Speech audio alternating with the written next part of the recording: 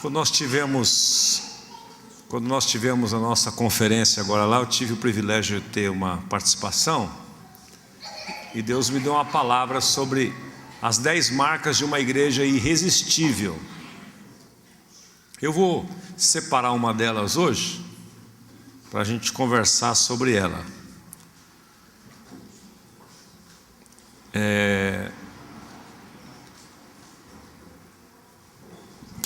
O que é uma coisa irresistível?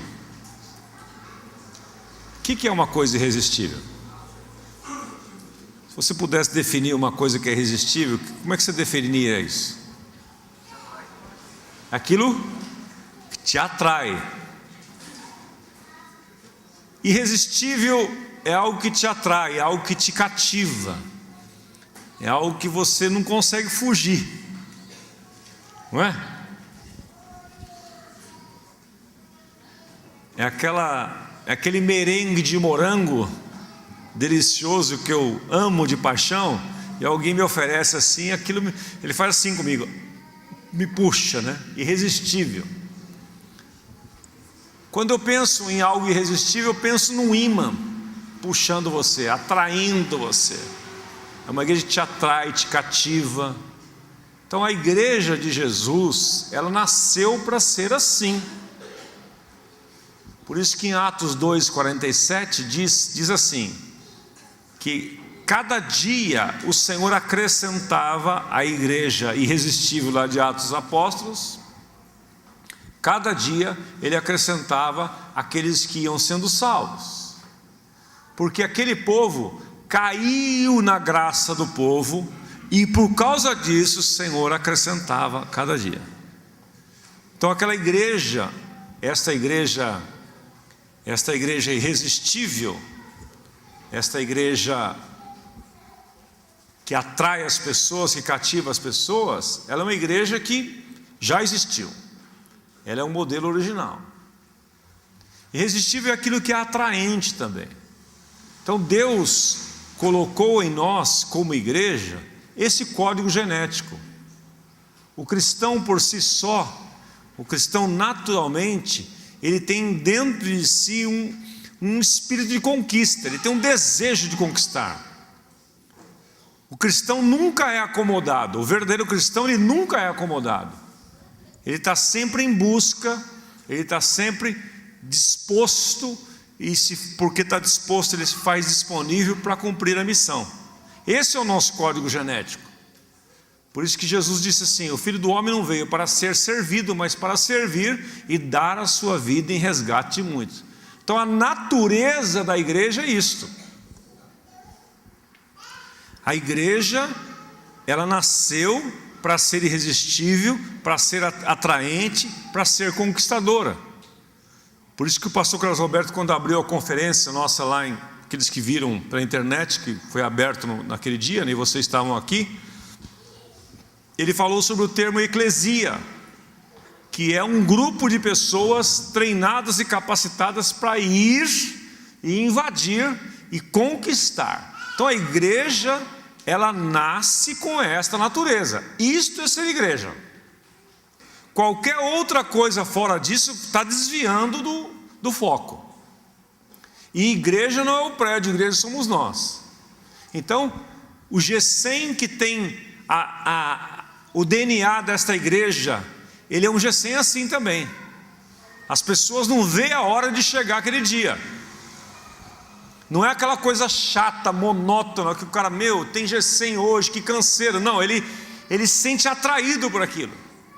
Ele não vê a hora de chegar o dia do encontro. Deus criou a igreja para ser assim.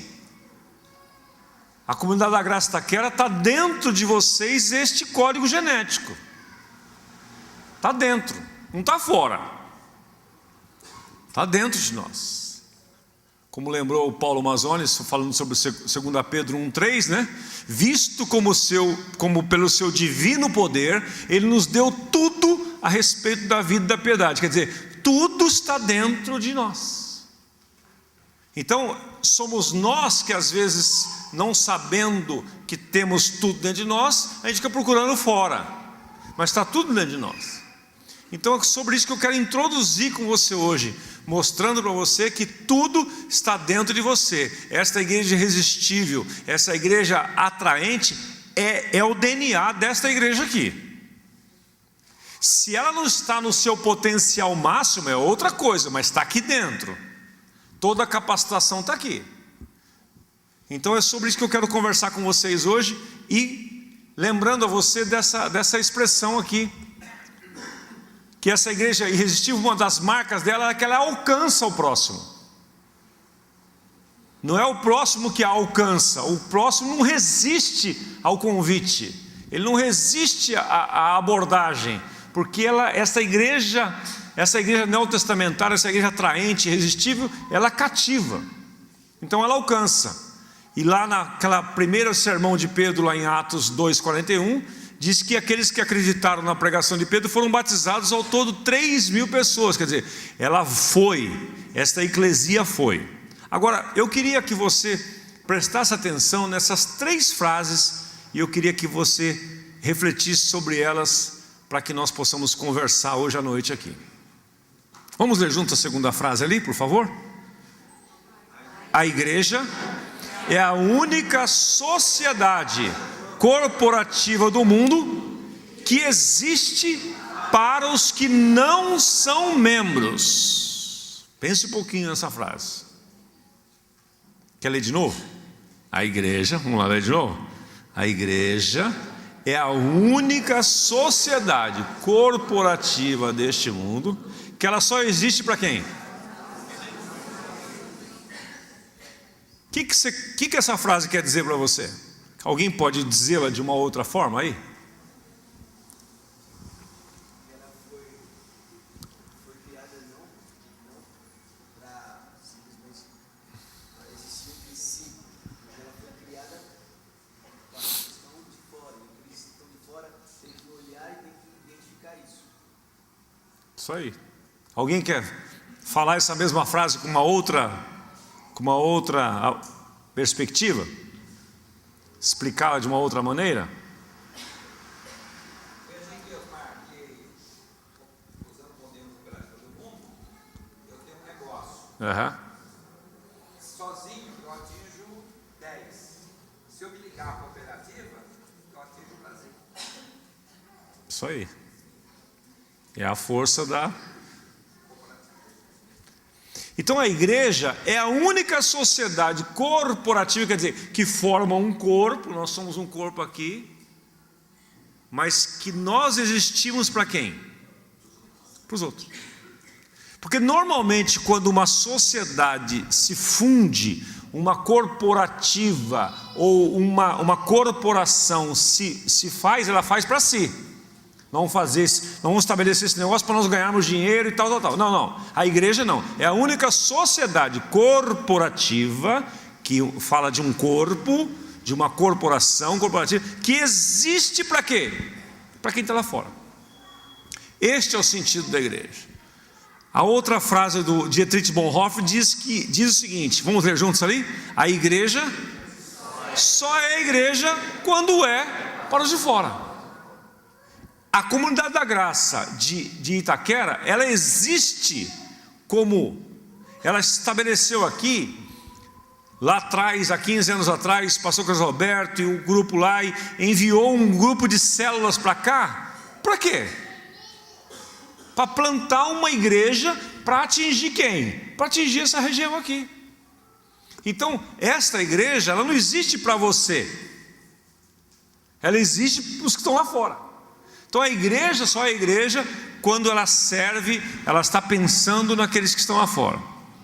E o Oswald Smith, que é um cara que viveu muito nesta área de missões, ele disse esta frase que eu achei ela fantástica: o melhor remédio para a igreja enferma é colocá-la numa dieta missionária.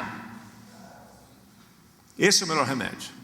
Se o teu G100 lá, trazendo para o nosso contexto agora de comunidade agrária, se o teu G100 está capengando, põe ele para pensar nos de fora que ele vai sarar. Você veja como a gente às vezes faz ao contrário. Não, nós precisamos cuidar uns dos outros aqui, nós temos que cuidar, nós temos que melhorar, não está tudo bom ainda, nós temos que melhorar, e você vai se fechando. Quando a cura, a dieta melhor, neste caso, é você pensar no que estão fora, é você envolver a igreja. Quando eu falo igreja aqui, você que é líder de célula, pense na sua célula, é disso que eu estou falando. Ela só vai ser saudável na medida em que ela pensar no de fora. Abra comigo um texto que tem me chamado muita atenção esses dias, é Gênesis capítulo 11. Eu queria introduzir com isso aqui, para depois nós fazermos um exercício com base nas estratégias de Jesus.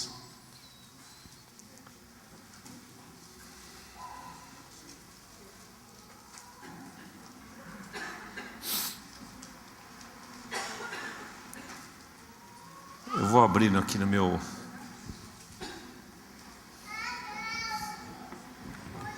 Eu quero pegar uma versão diferente que está aqui.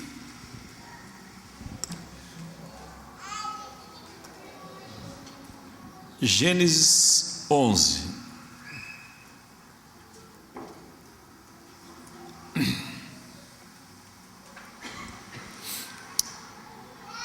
Vamos ler do verso 1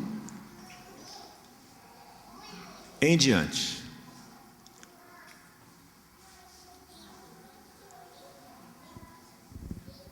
Gênesis 11, 1.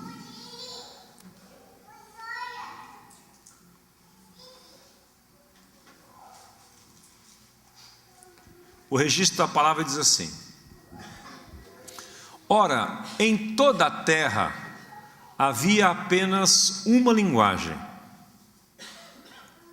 e uma só maneira de falar.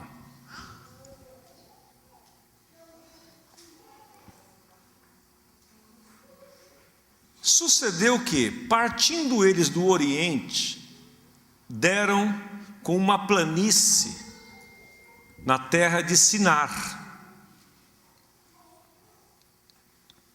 e ali se fixaram. Disseram uns aos outros: vamos fazer tijolos e queimá-los bem. Usavam tijolos em lugar de pedras e piche em vez de argamassa. Depois disseram: vamos construir uma cidade com uma torre que alcance os céus. Assim, o nosso nome será famoso e não seremos espalhados pela terra. Pergunto a você: qual o propósito dessa construção aqui? Juntar. O que eles queriam com esse juntar, Edson? Ficar o quê? Famosos. Esta obra iria glorificar a quem? Eles mesmos. Eles estavam construindo algo para Deus ou para si? Para si mesmos. Então preste atenção nessa expressão. E a continuação do versículo diz assim: vamos construir uma cidade com uma torre que alcance os céus, assim nosso nome será famoso. E o que mais? Não seremos espalhados pela terra. O que eles eles desejavam? Qual era o propósito deles? Levantar uma torre, Reginaldo, verticalizada, mais alta possível. Esta torre, este empreendimento, esta grande obra iria glorificar a eles mesmos, ia deixar o nome deles famosos. E o que eles queriam evitar? Ser espalhados. Então, meus irmãos, este é o projeto do homem. Preste bem atenção, Deus tem me chamado muita atenção nesses dias. É a primeira vez que estou pregando essa palavra, estou meditando nela faz um tempinho já. Eu já joguei essa semente lá na Vila Mariana, a turma ficou tudo alvoroçada. Não falei em lugar nenhum, estou fazendo um test drive com você aqui, para ver se é heresia ou o Lovico depois corrige. Mas presta atenção, a obra do homem, a visão do homem e a visão de Deus. O paradigma do homem e o paradigma de Deus. A obra do homem e a obra de Deus. A obra do homem, a visão do homem, o paradigma do homem, o modelo mental do homem é construir algo para si mesmo, a fim de que o seu nome seja glorificado e ele não seja espalhado. Esse é o paradigma humano. Queremos ser famosos, queremos ser grandes e queremos ter segurança. Isto é humano, não é divino. Não é divino. Então vamos continuar aqui. Deixa eu ler esse mesmo texto na versão da Bíblia, a Mensagem. Diz assim no versículo 4: disseram também: vamos construir uma cidade e uma torre que chegue ao céu. Vamos nos tornar famosos. Assim não seremos espalhados pela terra. Versículo 5: o Senhor desceu para ver a cidade. Deus começou a ver um movimento lá, Ele desceu para ver. E a torre que os homens estavam construindo. E disse o Senhor: eles são um só povo, eles falam uma só língua, e começaram a construir isso. Em breve, nada poderá impedir o que planejam fazer.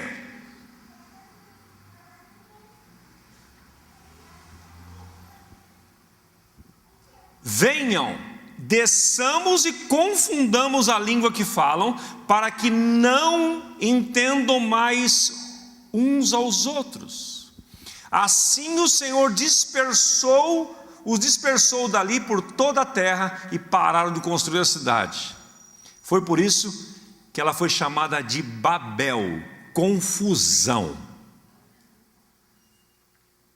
Babilônia, Babilônia nasceu de Babel. Com isso, meu amigo Ludovico, todas as vezes que nós quisermos erigir alguma coisa para o nosso nome ficar famoso e a chamar a atenção de todos, Deus vai intervir nisto e vai trazer confusão entre nós, trazendo para a sua realidade, trazendo para a minha realidade. Quando você está lá na sua célula, ela começa a crescer. Deus quer que você derrube a casa, derrube a sala da casa. É assim que você faz? Vamos abrir mais aqui. Não. Deus não quer que você concentre. Deus quer que você espalhe. Deus quer que nós nos espalhemos. Se nós não espalhamos por bem, voluntariamente, amorosamente, estrategicamente, obediente, de forma obediente, Ele vai fazer de uma outra maneira. Mas que Ele vai espalhar, Ele vai. O problema de Babel foi corrigido em Gênesis 12. Vamos ver Gênesis 12 agora.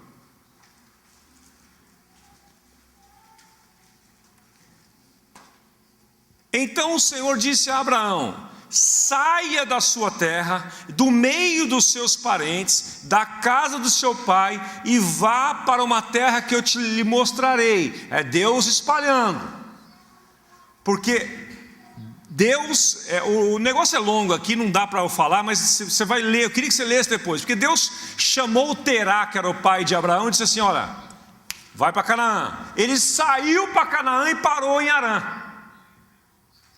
Ele não chegou lá, porque o homem gosta de parar. Deus quer avançar, Deus quer conquistar. Deus criou a igreja com a natureza de conquistar.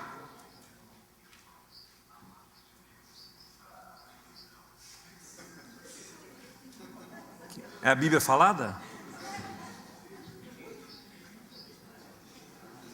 Tem um pregador concorrendo aqui. Uma pregadora. Olha só o projeto de Deus. Abraão parou ali. Deus falou assim: Abraão, teu pai morreu, filho, agora vai, segue o teu caminho, sai da tua terra, do meio da tua parentela, e vai para uma terra que eu te mostrarei. Farei de você um grande povo.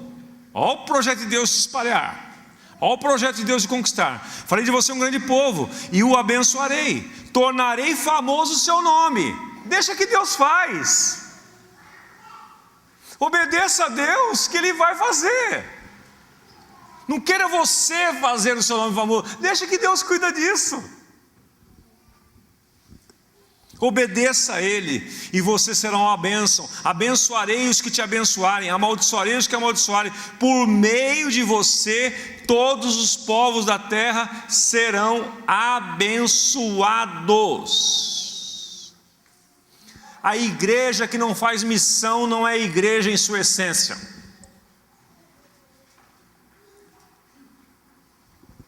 Essa igreja irresistível que eu citei de Atos, na verdade ela começou lá em Gênesis 12.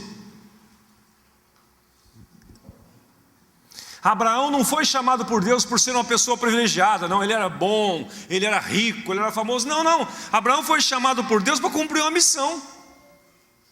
Gênesis 12 é a resposta de Deus para o problema criado pelo homem em Babel.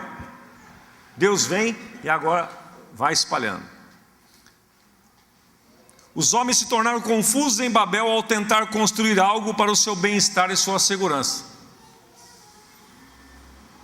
Portanto, toda igreja que começa a viver para si mesma, todo G100 que começa a viver para si mesmo, que se deixa afundar numa série de atividades e programações a serviço dos crentes, comete o mesmo equívoco do povo de Israel, que acharam que eles eram exclusivos. Até hoje tem uns que acham. A verdadeira igreja focaliza todas as suas forças em alcançá-los de fora, aqueles que estão longe da casa do Pai. Os de dentro da igreja, que somos nós aqui, fomos comissionados, chamados para alcançá-los de fora. Você já notou o seguinte? Quem cresce nas igrejas? Você já reparou que as pessoas que mais crescem nas igrejas são aqueles que pensam nos outros, que vivem para os outros, que estão cumprindo a missão? Os mais dodóis da igreja são aqueles que pensam em si mesmos. Já reparou isso? Os que mais ficam no mimimi são aqueles que estão pensando em si, para rimar.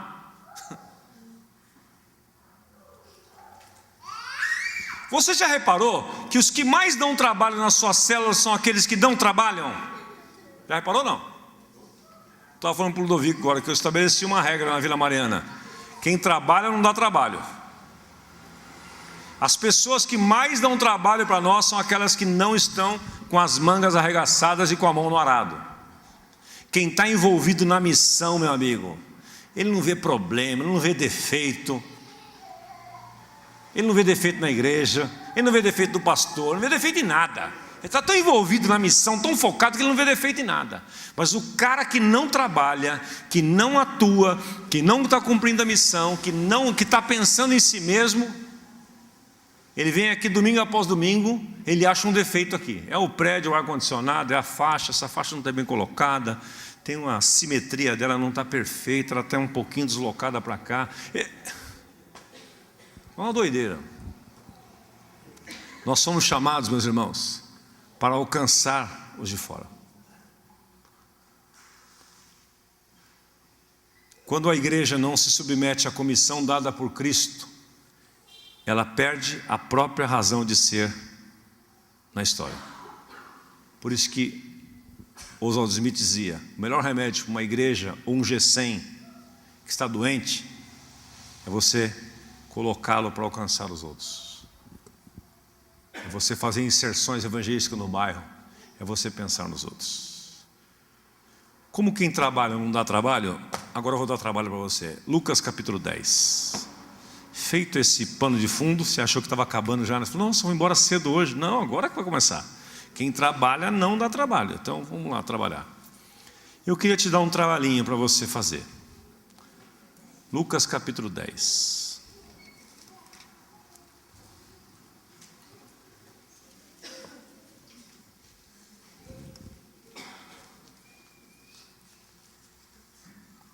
versículo 1. Eu queria que você lesse individualmente.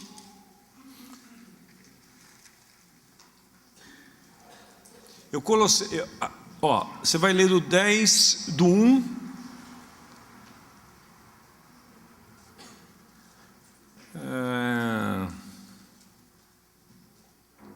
Do 1 ao 12, bem curtinho. Lucas 10, de 1 ao 12. Mas aqui, presta atenção que eu vou te dar uma lição aqui, uma lição de casa para você fazer aqui. E depois nós vamos discutir isso aqui. O que eu coloquei para você é o princípio, é o projeto de Deus. Nós saímos de Gênesis, nós fomos lá para Cristo agora. Jesus, para contextualizar você, ele tinha começado o seu ministério. Nesta época que a igreja dele já tinha 70. Ele tinha ganho os 12, esses 12 se multiplicaram, já tinha 70. Ele tinha uma igrejinha pequena, menor que Itaquera. Ele chamou todos os membros da sua igreja. Ele chamou todos os membros da sua igreja. Jesus chamou todos os membros da sua igreja e deu a eles uma missão. Porque a missão não é só para os líderes, a missão é para os membros do corpo. A gente se equivoca e a gente perde muito a força de trabalho, a força de conquistar, a força de ir, quando a gente centraliza no clero. Nós somos loucos para montar de novo dentro das nossas igrejas o clero e os leigos, o clero e os leigos, a liderança e o povo. Jesus não fez isso. Ele chamou a sua igreja, a sua pequena comunidade, iniciando lá em Jerusalém, com 70 membros. Ele chamou os 70 e deu para eles uma missão. Agora eu queria que você lesse, com o princípio de conquistar, com o princípio de ir, com o princípio de alcançar. Eu queria que você lesse do 1 ao 12, identificasse as estratégias que Jesus deu para a sua igreja.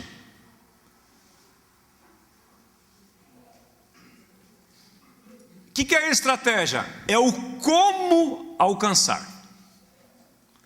Não se preocupe com outra coisa, tem outras coisas no texto, mas se preocupe na maneira, na estratégia. Estratégia, Jesus está dizendo assim, vocês vão agora para uma missão. Como vocês vão executar a missão? Vocês vão executar assim, assim, assim, assim. Eu queria que você focalizasse na estratégia, no formato que Jesus deu para que esses discípulos, esses membros da sua igreja, cumprissem a missão. Você vai precisar de um papelinho aí, ou abrir o bloco de notas do seu celular para anotar, porque depois eu quero chamar alguns de vocês aqui para falar para nós todos qual é a estratégia. E eu vou sortear, eu vou chamar assim aleatório. Então, todo mundo trabalhando, não quero ninguém olhando para mim não. Vamos lá, Lucas 10, de 1 a 12, você vai identificar aí as estratégias de Jesus. Não se preocupe com o princípio já foi dado. Pense só na estratégia, no como é que ele falou, vocês vão conquistar a cidade, para você conquistar a cidade você faz assim.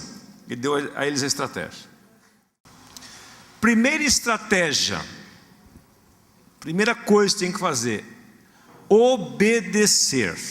Põe lá para mim a palavra, lá, abre lá, abre um slide novo lá, põe obedecer. Obedecer. E os enviou de 2 em 2 adiante dele todas as cidades e lugares para onde ele estava prestes a ir. Se eles não tivessem obedecido, a missão tinha falhado na largada. Então não se cumpre a missão, não se alcança propósitos sem obedecer. E Jesus mandou a gente ir. Um dia desses nós fizemos uma estratégia de encontro de amigos nas células, que a gente fazia muito dentro do prédio, da comunidade, e eu resolvi jogar para a célula. E aí, eu comecei a ver a dificuldade das pessoas no formato, então eles começaram a criar uns obstáculos bobos. Mas como é que eu faço aqui, como é que eu faço ali? Eu falei, gente, deixa eu dizer um negócio para vocês aqui, numa reunião de líderes lá. Tudo que Jesus mandou você fazer, você faça. Nenhum pastor é louco de impedir que as ovelhas façam o que Jesus mandou fazer, porque ele é o sumo pastor. Você vai fazer a pé, de carro, em pé, deitado, não importa. Isso não importa. Você tem que obedecer. Então, Jesus falou, olha, designou ainda outros 70 e mandou-os. Então, a primeira coisa para nós cumprirmos a missão e termos uma estratégia, a primeira coisa, o primeiro ingrediente da estratégia é a obediência. O segundo deles, está aqui na minha listinha, aqui dentro da minha Bíblia. Segundo deles, é abençoar. Abençoar. Ele disse assim: abençoe a casa e a família que vos receberem. Quando entrarem numa casa, diga primeiro: paz seja nesta casa. Quando você for entrar no estabelecimento, não precisa ser só casa, residência. Entrou na farmácia aqui, faça o teste. Quando você entrar no estabelecimento, numa casa, chegue lá e fale com convicção. Não fale como um mantra, fale com convicção: paz seja neste lugar. Faz o teste, você vai ver a expressão das pessoas. Eu já fiz isso muitas vezes, e nenhuma delas eu não tive um retorno. Já ouvi gente falar assim: era tudo que eu estava precisando ouvir hoje. A pessoa estava tão tumultuada, mas tem que falar com convicção. Não pode falar assim: passa na casa. Não, a pessoa nem entende. Olá, bom dia, tudo bem? Paz seja nesta casa. Faz isso. Então, a primeira coisa que Jesus falou, Ele falou assim: não vai pregando, obedeçam indo. E a primeira coisa que vocês devem fazer ao ir é abençoar. Dizei à casa que vou receber: paz seja nesta casa. Terceiro ingrediente aí: estabeleça relacionamentos. Relacionar, obedecer, abençoar, relacionar. É o texto que ele diz assim, que alguém disse aí, né? Foco. Não fiquem naquela casa e comam e bebam do que derem a você. Quer dizer, não tenha pressa. Esse negócio desse evangelismo rápido, Jesus ama você, blá, blá, blá, isso não surte efeito nenhum. Chegue na casa da pessoa, estabeleça um relacionamento com ela, comece a conversar com ela. Ela vai servir uma água para você, sente, toma aquela água. Ela vai servir um cafezinho para você, tome aquele café. Enquanto isso você vai conversando, vai se relacionando. Nesta hora do relacionamento, da conversa, você vai descobrindo necessidades das pessoas. Essa é a estratégia que foi formatada para os nossos encontros de paz. É a estratégia de Jesus. Não tem outra estratégia, é essa aí. Porque no momento que você começa a se relacionar com a pessoa, você vai sabendo a necessidade. Você vai descobrir que o marido dela está desempregado. Você vai descobrir que o filho pode ter um filho doente. Uma necessidade vai surgir. Então, obedeça,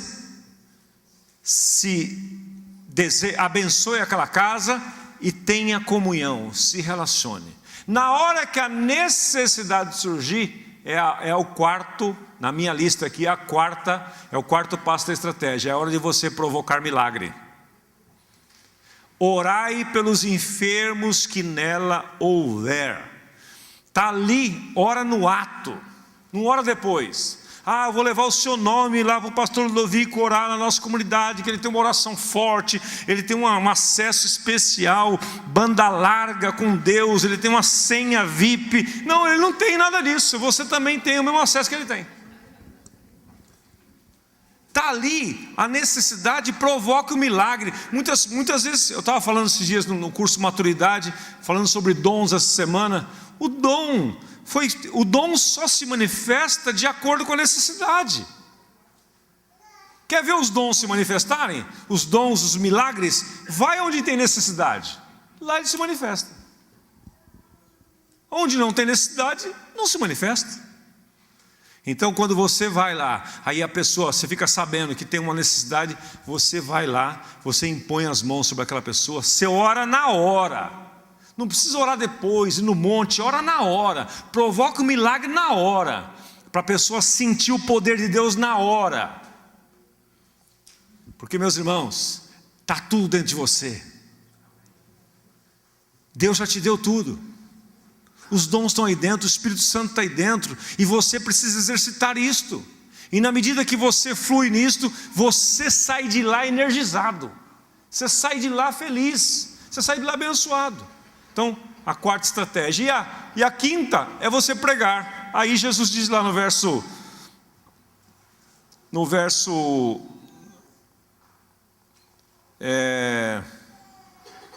deixa eu pegar ele aqui exatamente, né? Verso 9: cura os enfermos que nela houver, e aí dizei: é chegado até vós o reino dos céus.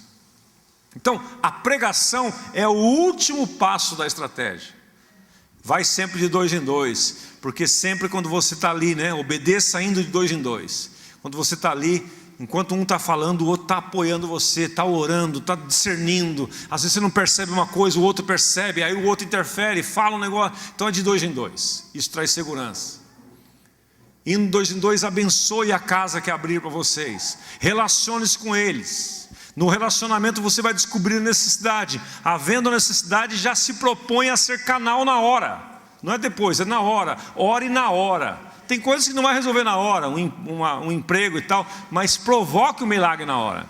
Deixa ali um sinal do poder de Deus. Isso vai trazer segurança para a pessoa, e ela vai abrir o seu coração, e você vai dar a Deus a oportunidade de ele agir naquela situação ali, e ela vai ficar impactada com aquela situação, com aquela oração, com aquele desejo seu de abençoá-la. E aí então, quando você fizer isso, ela está com o coração aberto para receber a palavra. Aí você pode pregar. Aí ela vai receber qualquer coisa que você falar.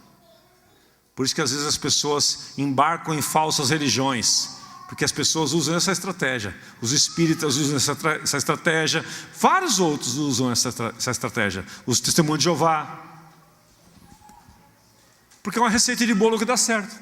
Às vezes é inclinado até para o mal, mas Deus pode fazer isso e levar você a uma coisa tremenda, a uma experiência tremenda. Agora eu quero mostrar para você, para encerrar aqui nossa conversa hoje, os resultados disso. Vamos ver se funciona a estratégia? Veja agora o verso 17. Verso 17. Eles foram, Jesus deu estratégias para eles, eles saíram ali, fizeram do jeitinho que Jesus falou. Então agora é o momento da prestação de contas deles. Lucas 10, 17. Então regressaram os 70, possuídos de alegria, dizendo: Senhor, os próprios demônios se nos submetem pelo teu nome. Então a primeira coisa que eu percebo aqui nesse retorno deles, e daqueles que cumprem a missão: quem cumpre a missão encontra realização. As pessoas mais realizadas das igrejas, as pessoas mais realizadas de Itaquera, as pessoas que serão mais realizadas aqui em Itaquera, são aqueles que se propuserem a cumprir a missão. Eles voltaram possuídos de alegria. Sabe o que é estar possuído de alegria?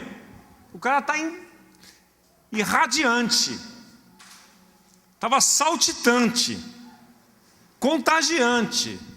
Por quê? Porque eles cumpriram a missão. E no momento que eles deram o passo para cumprir a missão, o poder de Deus se manifestou. Olha o relatório deles aqui. Versículo 17. Eles dizem na parte B: Senhor, em teu nome até os demônios se nos submetem. Disse-lhe Jesus: eu vi Satanás cair do céu como um relâmpago. Eu vos dei autoridade para pisar serpentes e escorpiões e toda a força do inimigo, e nada vos fará dano algum. Quando é que eles provaram dessa autoridade? Sentado na cadeira ou na grama lá, ou quando foram? Você vai provar da autoridade do poder de Deus quando você for. Enquanto você estiver no conforto aqui, não precisa. Mas quando você for, você vai provar. E Jesus disse: eu já dei. Mas eles perceberam que Jesus deu quando eles foram. Eu vos dei autoridade para pisar serpentes e escorpiões, toda a força do inimigo, e nada vos fará dano algum. Aí ele dá uma baixada na bola da turma, que eles estavam lá voando, né? Aí ele dá uma segurada no negócio. Não vos alegreis, porque os espíritos se submetem. Alegrai-vos antes por estarem os vossos nomes escritos nos céus. A alegria dos caras era tão grande, que ele teve que puxar eles um pouquinho para baixo, assim. Dá uma equalizada neles, né? Agora veja só isso que interessante, esse versículo 21. naquela mesma hora, alegrou-se Jesus no Espírito Santo e disse: graças te dou, ó Pai, porque Senhor do céu e da terra, que escondeste essas coisas dos sábios e inteligentes e as revelaste às criancinhas, assim porque te aprouve, ó Pai celestial. Tudo que o Pai me deu, tudo que foi me entregue para o meu Pai, né? Tudo me foi entregue para o meu Pai. Ninguém sabe quem é o Filho senão o Pai, nem quem é o Pai senão o Filho, e aquele a quem o Filho quiser revelar. Voltando-se para os seus discípulos, disse, em particular: bem-aventurado os olhos que veem o que vós vedes, pois vos digo que muitos profetas e reis desejaram ver o que vedes e não o viram, e ouvir o que ouvis e não ouviram. Levantou-se um certo doutor da lei, blá, blá, blá, blá. Então mudou o assunto aqui, mas eu quero parar aqui para você e encerrar dizendo o seguinte: quando você se propõe a cumprir a missão, duas coisas vão acontecer.